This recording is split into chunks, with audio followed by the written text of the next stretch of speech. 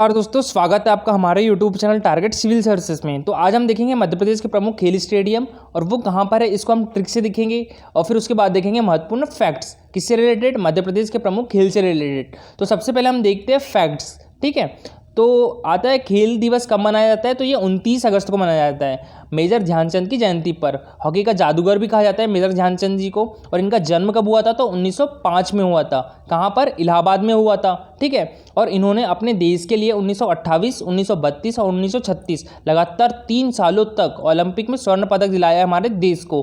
ठीक है, और इनके नाम 500 से अधिक गोल करने का भी रिकॉर्ड है। और हमारे देश में खेल दिवस कब से प्रारंभ हुआ, तो ये हुआ था 2012 से, याद रखिएगा 2012 से। और 29 अगस्त को ही खेल से रिलेटेड जो सर्वश्रेष्ठ 3 अवार्ड है, कौन कौन से, एक तो राजीव गांधी खेल रत्न पुरस्कार, दूसरा है द्रोणाचार्य पुरस्कार और तीसरा है अर्जुन पुरस्कार। ये तीनों कब दिए जाते हैं, 29 अगस्त को दिए जाते हैं। किसके द्वारा, राष्ट्रपति के द्वारा। तो चलिए एक बार देख लेते हैं। देखिए, भारत में दिया जाने वाला सबसे बड़ा खेल पुरस्कार कौन सा है, वो है राजीव गांधी खेल रत्न पुरस्कार।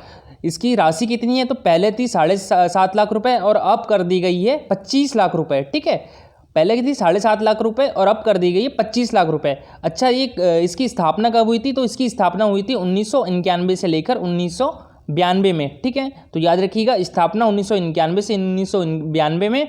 और राशि कितनी है, तो पहले थी 7.5 लाख रुपए और अब कर दी गई है 25 लाख रुपए। अब देखते हैं कि राजीव गांधी खेल रत्न पुरस्कार 2020 किस किस को मिला है। तो रोहित शर्मा को मिला है क्रिकेट के लिए, Mariyappan T para athletics, Manika Batra table tennis, Vinesh Phogat को कुश्ती और रानी रामपाल हॉकी के लिए। ठीक है, तो कितने लोग हो गए, ये 5 लोग को मिला है इस साल का राजीव गांधी खेल रत्न पुरस्कार 2020 का। अब देखते हैं द्रोणाचार्य पुरस्कार, जो कि कोच को दिया जाता है। ठीक है, और इसकी स्थापना कब हुई थी, तो इसकी स्थापना हुई थी 1985 में हुई थी। ठीक है, याद रखिएगा 1985 में द्रोणाचार्य के पुरस्कार की स्थापना। और इसमें राशि कितनी है, तो पहले दी जाती थी 5 लाख रुपए और अब कर दी गई है 15 लाख रुपए। ये दोनों याद रखिएगा, पहले दी जाती थी 5 लाख रुपए और अब कर दी गई है 15 लाख रुपए। अर्जुन पुरस्कार और द्रोणाचार्य पुरस्कार दोनों की राशि सेम है। पहले दोनों के लिए कितनी थी, 5 लाख रुपए थी और दोनों में अब कितनी राशि कर दी गई है, 15 लाख रुपए। ठीक है, तो देखते हैं द्रोणाचार्य पुरस्कार 2020 किस किस को मिला है।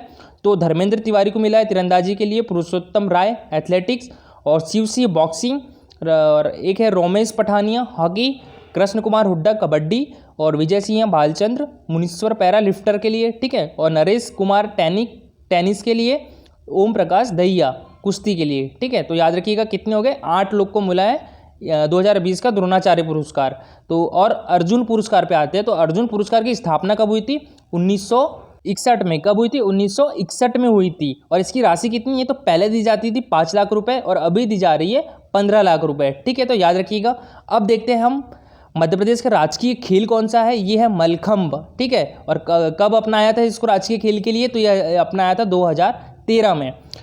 इंदौर को खेल की राजधानी भी कहा जाता है। ठीक है, इंदौर को आर्थिक राजधानी भी कहा जाता है और औद्योगिक राजधानी भी इंदौर को बोला जाता है। और क्लीनेस्ट सिटी भी कौन सी है, हमारे देश की इंदौर ही है। लगातार 4 बार अवार्ड जीता है इंदौर ने।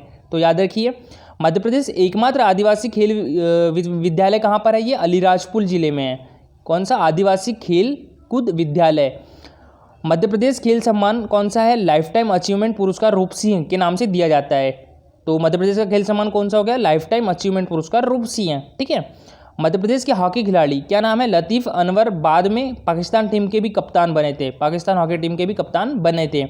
मध्य प्रदेश के इंदौर के क्रिकेट खिलाड़ी कैप्टन मुश्ताक अली प्रथम ऐसे भारतीय क्रिकेट खिलाड़ी है जिन्होंने विदेशी धरती पर शतक बनाने का गौरव हासिल किया है। ठीक है, अब देखते हैं नेक्स्ट। मध्य प्रदेश में 1 अक्टूबर 1975 को खेलकूद एवं युवक कल्याण विभाग की स्थापना की गई थी। कब की गई थी, 1975 में। और ये मोस्ट इंपॉर्टेंट है, Bhopal hockey association Aishbagh stadium कहाँ पर है, ये भोपाल में है। और जो मध्य प्रदेश हॉकी एसोसिएशन है जबलपुर में है, ना कि भोपाल में। ठीक है, तो गलती मत कीजिएगा। नेक्स्ट देखते हैं, मध्य प्रदेश में एकमात्र हॉकी छात्रावास कहाँ पे है, ये नरसिंहपुर में है और इसकी स्थापना हुई थी 1991 में। अब नेक्स्ट देखते हैं, एस्ट्रो टर्फ कृत्रिम घास से युक्त प्रदेश का एकमात्र स्टेडियम ऐशबाग भोपाल में है। ठीक है, कौन सा, ऐशबाग स्टेडियम। मध्य प्रदेश देश का पहला राज्य है जिसने स्कूलों में एक पीरियड खेल के लिए अनिवार्य किया है। ठीक है, एक पीरियड कौन सा रहेगा, खेल का रहेगा। ठीक है, अब देखते हैं हम ट्रिक, कौन से, इंदौर के प्रमुख खेल स्टेडियम। ठीक है, तो कौन कौन से है, फिर उसके बाद हम देखेंगे ट्रिक। तो सबसे पहले स्टेडियम देख लेते हैं। देखिए इंदौर के खेल स्टेडियम कौन कौन से हैं? नेहरू स्टेडियम, उषा राजे होलकर स्टेडियम, अभय खेल प्रसाद स्टेडियम और नेहरू तरण पुष्कर स्टेडियम, स्वर्गीय लक्ष्मण सिंह चौहान तरण पुष्कर स्टेडियम। 5 हो गए। एक बार फिर से देखते हैं, नेहरू स्टेडियम, उषा राजे होलकर स्टेडियम, अभय खेल प्रसाद स्टेडियम, ठीक है, और एक है नेहरू तरण पुष्कर स्टेडियम, और 5वां कौन सा है? स्वर्गीय लक्ष्मण सिंह चौहान तरण पुष्कर स्टेडियम। देखिए जो ये उषा राजे होलकर स्टेडियम है, यहाँ पर वीरेंद्र सहवाग ने दोहरा शतक लगाया था, ठीक है, दोहरा शतक, दूसरा दोहरा शतक। पहला किसने लगाया था? सचिन तेंदुलकर ने लगाया था, और दूसरा वीरेंद्र सहवाग ने लगाया था 2011 में। अब इससे रिलेटेड हम ट्रिक देखते हैं, ठीक है, इसकी ट्रिक देखते हैं। तो याद करने की ट्रिक है नॉनेल, ठीक है, नॉनेल, NUANEL, ठीक है, NUANEL,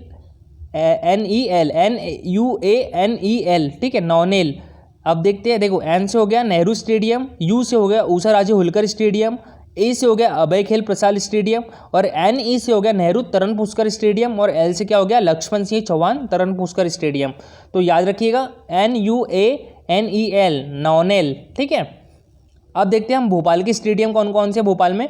तो प्रकाश तरण पुष्कर स्टेडियम है एक, और दूसरा है ईसबाग स्टेडियम, और तीसरा है साई क्षेत्रीय स्टेडियम, और चौथा है तात्या टोपे स्टेडियम, और पांचवा है अंतर्राष्ट्रीय क्रिकेट स्टेडियम।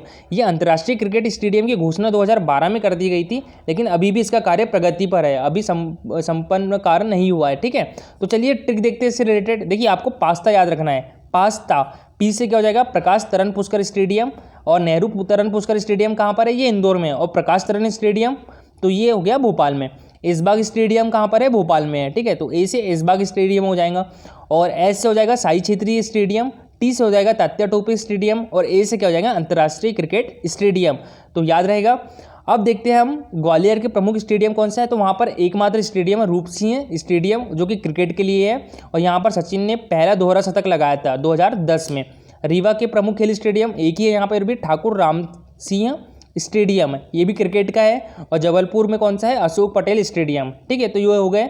एक बार फिर से देख लेते हैं, रूपसी स्टेडियम कहाँ पर है? ग्वालियर में है। ठाकुर राम सिंह स्टेडियम कहाँ पर है? तो ये रीवा में है। और अशोक पटेल स्टेडियम कहाँ पर है? जबलपुर में है, ठीक है। तो याद रहेगा दोस्तों। अगर लेक्चर अच्छा लगा हो तो लाइक और शेयर ज़रूर करिएगा, और अगर आप इस चैनल पर नए हो तो सब्सक्राइब भी कर लीजिए। Thank you for watching this video.